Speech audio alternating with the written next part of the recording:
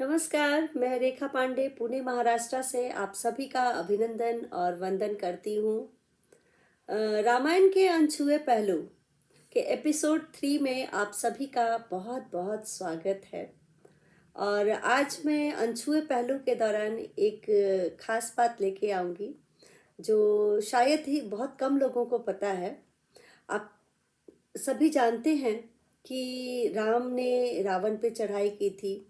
राम रावण एक दूसरे के शत्रु थे, परंतु एक बात और थी कि राम और रावण एक दूसरे के कुछ दूसरे संबंध से भी बने थे, अर्थात राम के पुरोहित रावण ही थे। जी हाँ, राम के आचार्य, राम के पुरोहित रावण थे। तो आइए इस कहानी को विस्तार से आपके सामने लेकर के आ रही हूँ।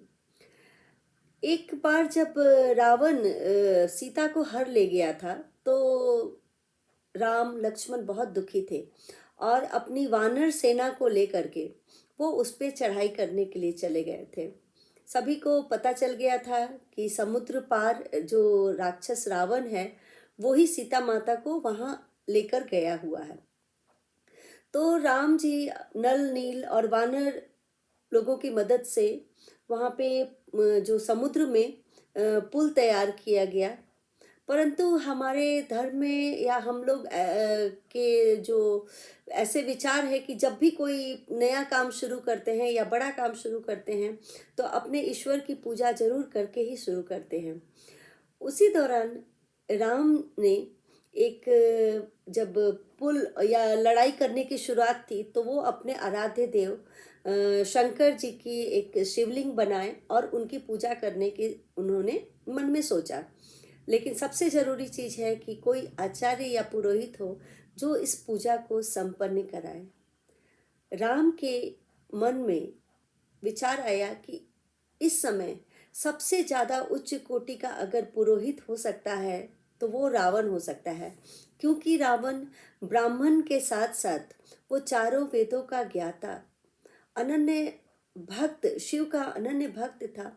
तो उन्होंने उसको ही अपना आचार्य नियुक्त किया।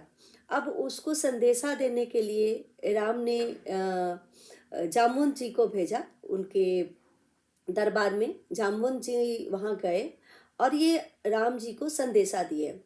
रावण एक शत्रु तो था ही, परंतु एक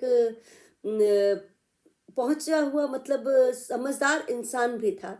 उसको लगा कि वो मर्यादा पुरुषोत्तम राम क्यों है, आज इन शब्दों से पता चल गया। भले ही दुश्मन हो परंतु एक मर्यादा, एक शीलता, एक शालीनता उनमें मतलब उजागर कैसे हो रही है। रावण भी तत्काल उनका आचार्य बनने के लिए तैयार हो गया। तब जामवंत ने बोले कि आपको क्या क्या चीजें चाहिए पूजा के दौरान, आप हमें बता दीजिए। तो रावण ने बोला कि जब बनवासी हो, कोई भी हमारा जो भक्त हो और वो बनवासी हो तो उसकी पूजा की जो सामग्री जो है वो आचार्य ही इकट्ठा करता है। जामवंत जी चले गए।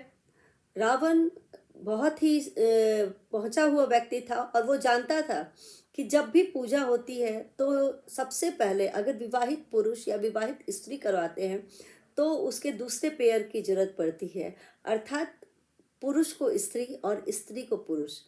और राम जी की जो स्त्री थी उसको रावण अशोक वाटिका में हर ले गया था, यानी माता सीता।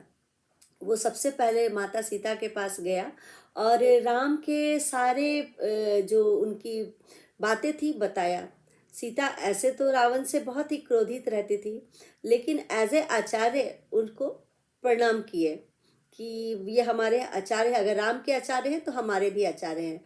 और इन वक्त पे जब पूजा शुरू होनी थी तो रावण अपने पुष्पक विमान में लेकर के सीता को लेके गया सारी सामग्री के साथ। राम एकदम शालीनता के साथ रावण का स्वागत किया। उसको वो सारी सम्मान दी गई जो हम अपने पुजारी को या आचार्य को देते हैं। और पूजा संपन्न हुई।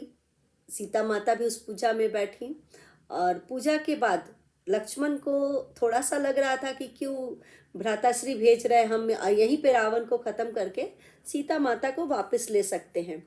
लेकिन राम की मर्यादा देखिए, इतनी मुश्किल घड़ी में भी उसने अपने मर्यादा को नहीं छोड़ा और ससम्मान रावण को सौंप दिए कि ठीक है, आप ले जाइए, हम जब युद्ध करेंगे और विजयी होंगे तब हम माता सीता को लेकर के आएंगे।